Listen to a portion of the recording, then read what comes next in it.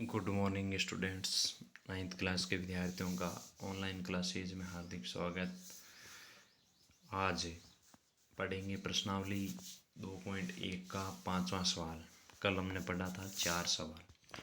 5वां सवाल पढ़ते हैं। क्या कहता है, निम्नलिखित का रेखिक द्विघाती और त्रिघाती बहुपदों में वर्गीकरण। जो भी आपको ये दिए गए हैं बताना है कि रेखिक है। रेखिक का मतलब हो गया जिसकी अधिकतम बहुपद की अधिकतम घात 1 है। द्विघाती का मतलब जिसकी अधिकतम घात 2 है। त्रिघाती का मतलब अधिकतम घात कितनी है, 3। बहुत ही सरल सवाल है, आपको बस देखना है और पहचानना है। सबसे पहले बात करते हैं एक्स स्क्वायर प्लस एक्स। देखिए इसके अंदर अधिकतम घात 2 है। अधिकतम घात कितनी है, 2। तो आपको बता दिया ये इसलिए का स्थान है, चिन्ह है। एक बिंदु ऊपर 2 बिंदु नीचे, इसलिए ये एक द्विघाती बहुपद होगा। इसमें घात कितनी है, 2, इसलिए ये कौन सा बहुपद होगा, द्विघाती बहुपद होगा। बिल्कुल सरल, समझ में आ गया होगा। और करेंगे आ जाएगा। देखिए बी में क्या कहता है, बी में ये कहता है कि x minus x cube, x की घात कितनी है, 3 की सबसे बड़ी घात कितनी है, 3 है। घात 3 है तो ये कौन सा बहुपद होगा, त्रिघाती बहुपद होगा। इसलिए ये त्रिघाती बहुपद होगा। इसमें 2 घात है, द्विघाती, ये त्रिघाती। C y plus y square plus 4। वाई का सबसे बड़ी घात 2 है, कितनी है, 2। इसलिए ये द्विघाती बहुपद होगा। 2 घात है इसलिए कौन सा होगा, द्विघाती बहुपद। बहुत ही सरल सवाल है, पूछो। अब बात करते हैं डी। 1 प्लस एक्स में बहुपद किया 1 प्लस एक्स। एक्स की घात कुछ नहीं, इसका मतलब 1 है। यहाँ कितना है, एक्स की सबसे बड़ी घात 1 है। तो ये रेखिक बहुपद है। जिसकी घात 1 होती है उसको क्या कहा जाता है, रेखिक बहुपद कहा जाता है। ध्यान रखना। ई 3t, ये भी बहुपद है। केवल 3t, इसमें t की घात बड़ी 1 है। तो ये भी क्या है, इसलिए रेखिक बहुपद है। कौन सा बहुपद है, रेखिक बहुपद। बात करते हैं f की। आर स्क्वायर में r का सबसे बड़ा घातांक 2 है। r की सबसे बड़ी घात कितनी है, 2। तो कौन सा होगा, द्विघाती बहुपद। द्विघाती। 7x क्यूब में x की अधिकतम घात 3 है, इसलिए ये एक त्रिघाती बहुपद। बहुत ही सरल सवाल हम कह सकते हैं कि जब घात 1 हो बहुपद में, अधिकतम घात, बहुपद की घात किसे कहा जाता है, कल आपको बताया था कि चर की अधिकतम घात बहुपद की घात कहलाती है। यदि बहुपद की घात 1 है तो उसको रेखिक बहुपद कहेंगे। कौन सा रेखिक, क्या कहेंगे, रेखिक बहुपद। और जब घात 2 है तो द्विघाती बहुपद कहलाएगा। और जब घात 3 है तो उसको त्रिघाती बहुपद कहलाता है। आगे चलते हैं, एक्सरसाइज शुरू करते हैं।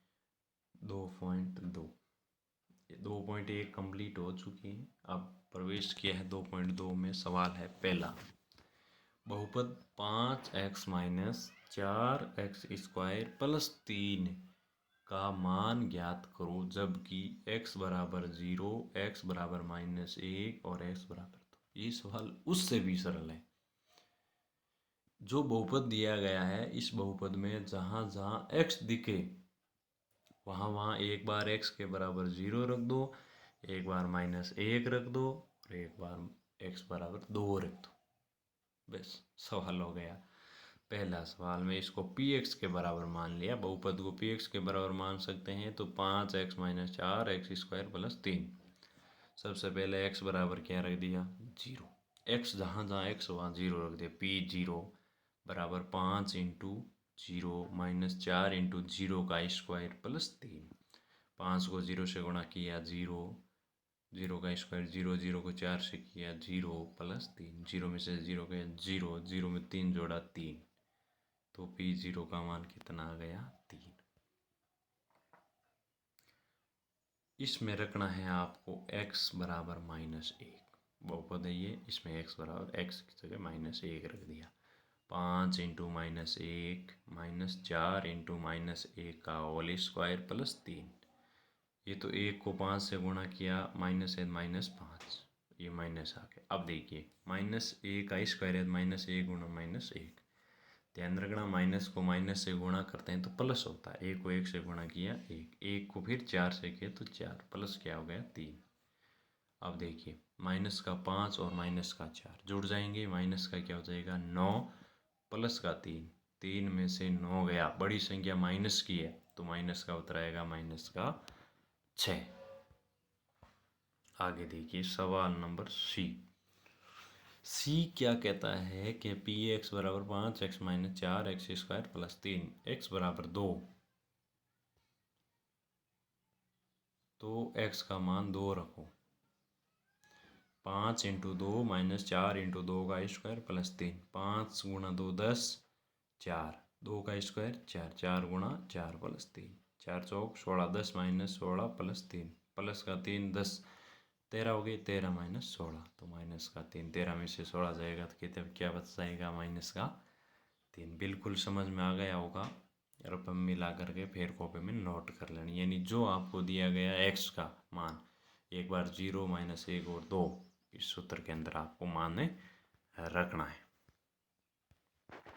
अब आपको ये सवाल में दे रहा हूँ, इसको कल हल करेंगे, आज आपको मैं दे रहा हूँ हल करने के लिए कि निम्नलिखित बहुपदों के लिए P0 मतलब जहाँ P के आगे ये लगाया गया, जैसे यहाँ y है, यहाँ t है, यहाँ x है, यहाँ x, तो इन चारों के अंदर एक बार 0 रखना है, चारों के अंदर एक बार 1 रखना है, एक बार 2 रखना है, चारों के अंदर अलग अलग।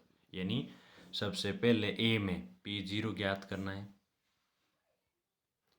P1 ज्ञात करना है और P2 ज्ञात करना है, ये ध्यान रखना तीनों के अंदर। फिर ऐसे ही B में ज्ञात करना है P0 P1 P2, यानी पहले के अंदर तो y का मान रखना है 0 1 और 2, फिर रखना है इसमें t की जगह 0 1 2, और यहाँ रखना है x की जगह और यहाँ रखना है x की जगह। ये सवाल आप बिल्कुल कोशिश करना और इसको कल समझाएंगे अपन पूरी तरीके से, बढ़िया तरीके से। आप इसको रफ कॉपी में करना, फिर कॉपी में मैं कल समझाने के बाद में आप समझ करके कर लेना। धन्यवाद।